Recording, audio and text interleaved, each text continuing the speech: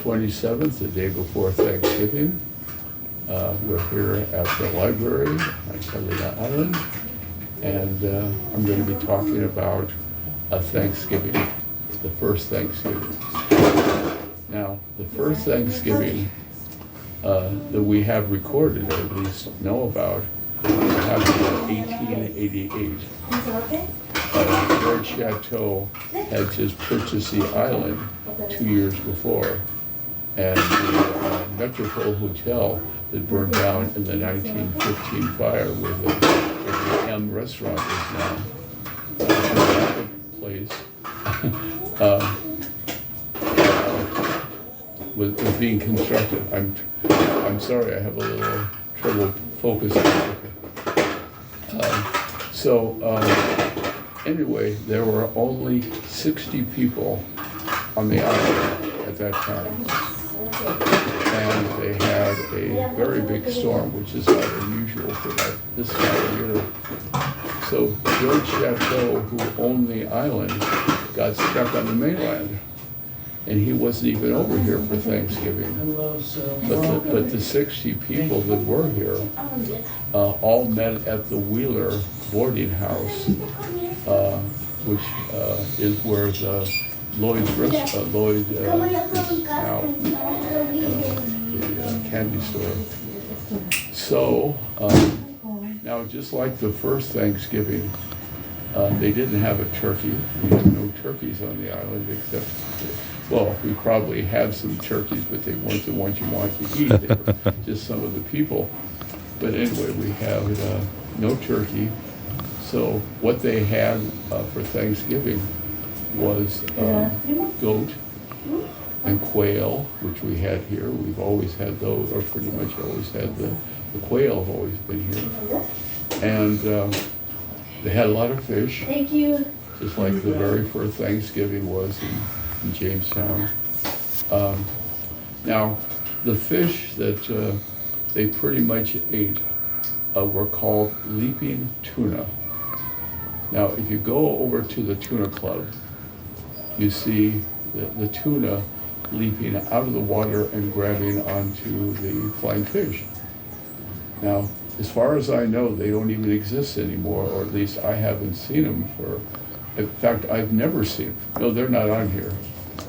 Oh, it's a leaping, that's a flying fish, but it's not a leaping tuna. A leaping tuna. So, the leaping tuna were very easy to catch because if they miscalculated the waves, because they would come right into up to the shore, and if the tide went out, they would end up on the beach, and then the people would just go and grab a tuna and take it home. I mean, it was too easy. So that is basically what they had. Now, all the people got together at the Wheeler boarding house to have their Thanksgiving. There was only one disgruntled resident. I can't remember his name. Chances are he was the town librarian. Huh? Chances are he was the town librarian. Yeah, it was probably, he didn't even leave his tent. He didn't want anything to do with the locals. So that's. Now, it's funny that you mentioned the town librarian, because she was the first librarian. Mm-hmm. She, she wasn't disgruntled as the other guy, but anyway, that's where she kept all the books, was at the Wheeler boarding house. Huh. And for a while, she was even the teacher for the students that they had here at the time. So that's pretty much. Now, remembering my days, early days about Thanksgiving, was rarely did the islanders ever go to the mainland. People would come over here to have Thanksgiving with us. And for some reason, like my grandparents would always come, they would always bring a cooked turkey. Now, it wasn't that we didn't have ovens in those days. We were a little more civilized than that.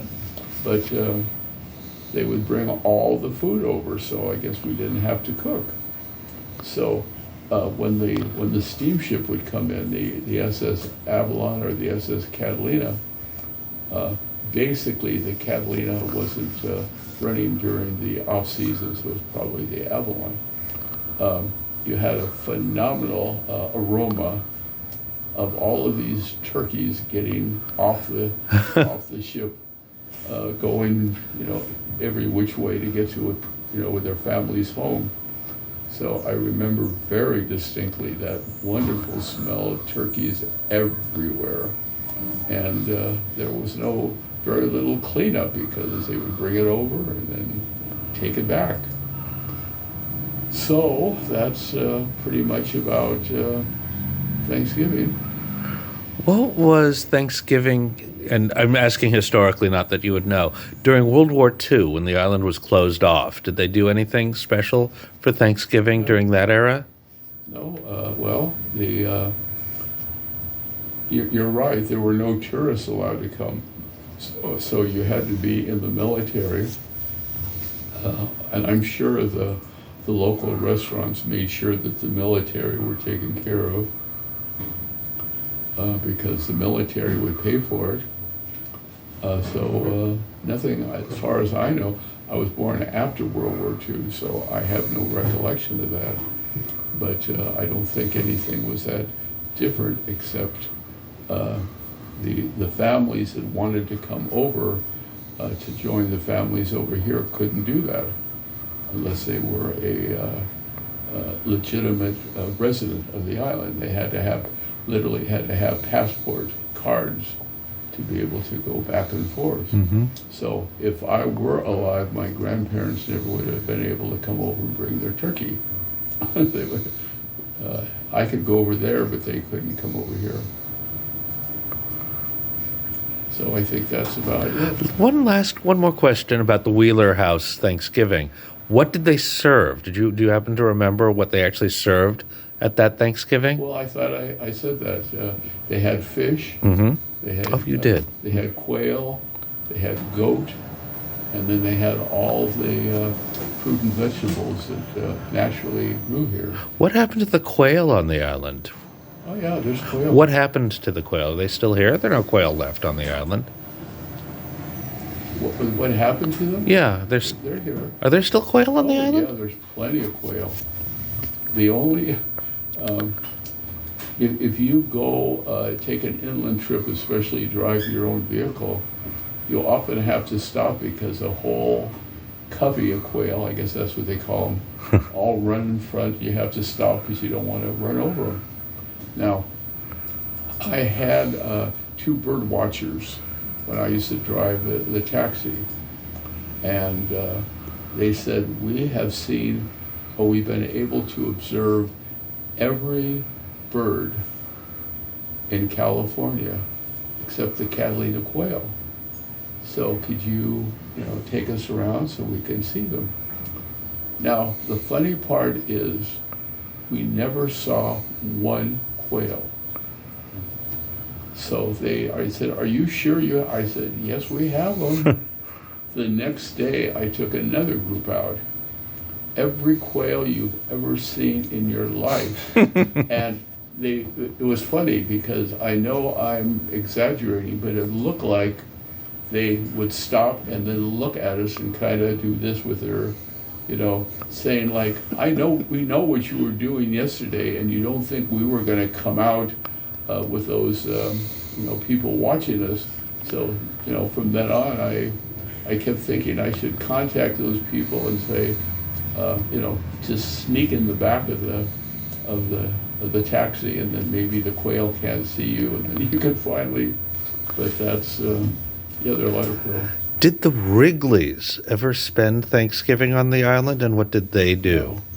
No, the only time that Mr. Wrigley came primarily was for the spring training of the Cubs, and that was generally in February and March. You too have an So they had no real reason to come over. They had their house over in Pasadena. They also have their residence I know they had one in Chicago, and I'm trying to think of the Fond du Lac or something like that. I think that's Wisconsin. Did they have a place in Wisconsin? I think it was Wisconsin. They were on the Great Lakes. Mhm. In fact, that's how the casino basically got its concept, because William Wrigley Jr.'s son, Philip Knight Wrigley, found a place on the ocean, on the on the lake, that had a movie theater on the bottom and had a dance pavilion on the top. So that's basically how come this building is built the way it is. I never have been to see it. By the way, I think you'd find this interesting. We're getting, as usual, completely off the subject. But the design of our theater is so perfect that they took our design and used it to build Radio City Music Hall in New York, based on our acoustics. So we're pretty good. Good. Say Happy Thanksgiving. Happy Thanksgiving. Good.